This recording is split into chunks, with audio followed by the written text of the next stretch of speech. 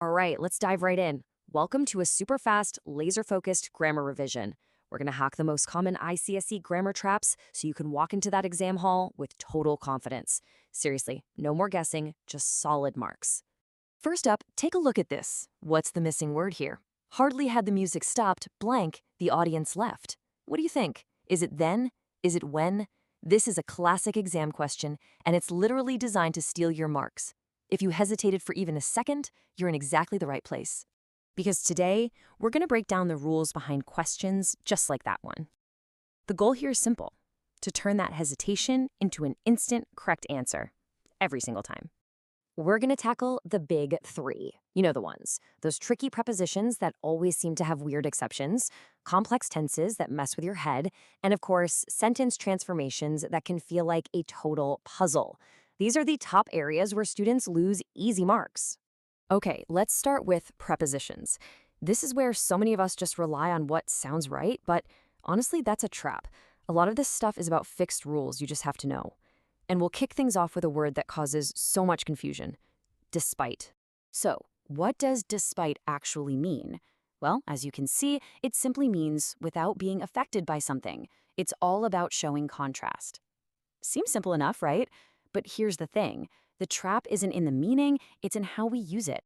And here it is, the crucial point, the golden rule you have to remember. You never, and I mean ever, use of after the word despite. People get it confused with in spite of, but despite of is always, always wrong. Burn this into your memory, it's one of the easiest marks to save.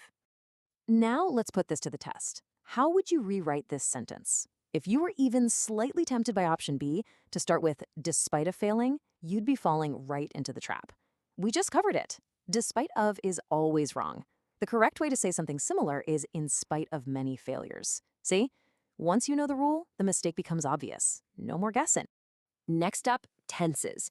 The secret here isn't just about memorizing a bunch of verb forms.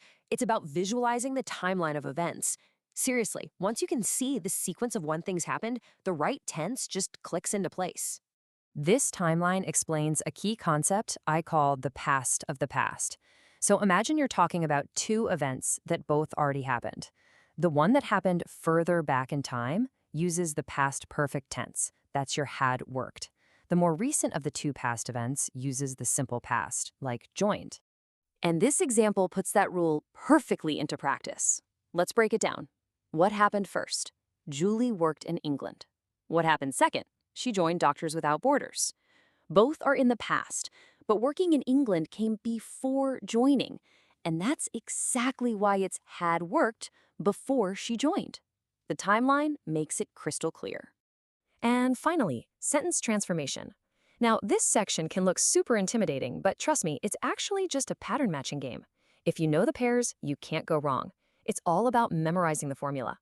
Okay, this table right here, this is your secret weapon. For real, if the question says begin with no sooner, your connector must be than.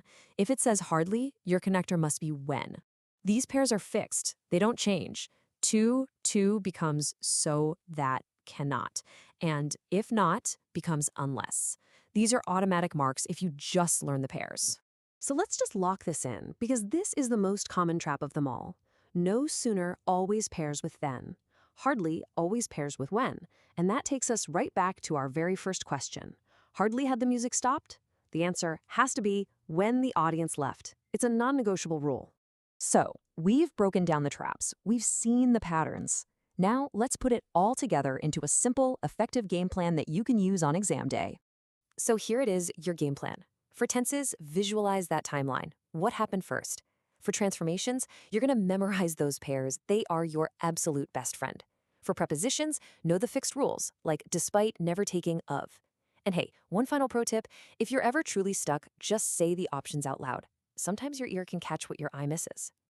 You now have the keys to unlock some of the trickiest questions in the grammar section. You're not guessing anymore, you're applying rules. So the only question left is, are you ready to go in there and absolutely ace that exam?